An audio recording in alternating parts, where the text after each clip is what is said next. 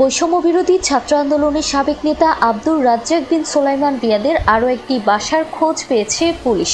আর সেই বাসা থেকে উদ্ধার করা হয়েছে নগদ 2,98,000 টাকা। এছাড়া রিয়াদ ও তার সহযোগীরা অন্য কোথায় কোথায় চাঁদাবাজি করেছে সেই বিষয়েও খোঁজ নিচ্ছে পুলিশ।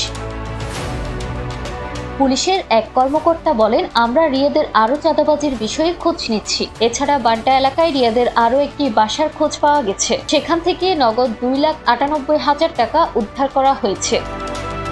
এর আগে সোমবার রাতে বৈষম্য বিরোধী আন্দোলনের নেতা আব্দুর রাজ্জাক বিন সুলাইমান রিয়াদের নাখালপাড়ার বাসায় অভিযান চালানো হয়। অভিযানে 2,25,00,000 টাকা চেক উদ্ধার করা হয়।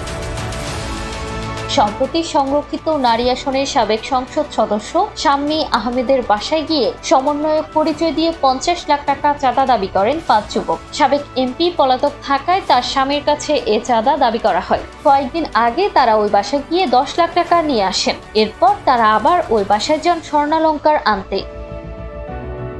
সে সময় বাড়ির লোকজন পুলিশকে খবর দিলে রিয়াদসহ সমন্বয়ক পরিচয় দেওয়া 5 জনকে আটক করে থানায় নিয়ে আসা হয়। এই ঘটনায় শাম্মী আহমেদের স্বামী সিদ্দিক আবু জাফর গুলশান থানায় 6 জনকে এছাড় নামীয় আসামি করে চাঁদাবাজির অভিযোগে মামলা করেন। মামলায় আসামিদের 10 দিনের রিমান্ড চায় পুলিশ। শুনানি শেষে ঢাকার অতিরিক্ত chief metropolitan magistrate Ziadur Rahman তাদের 7 দিনের রিমান্ড মঞ্জুর করেন।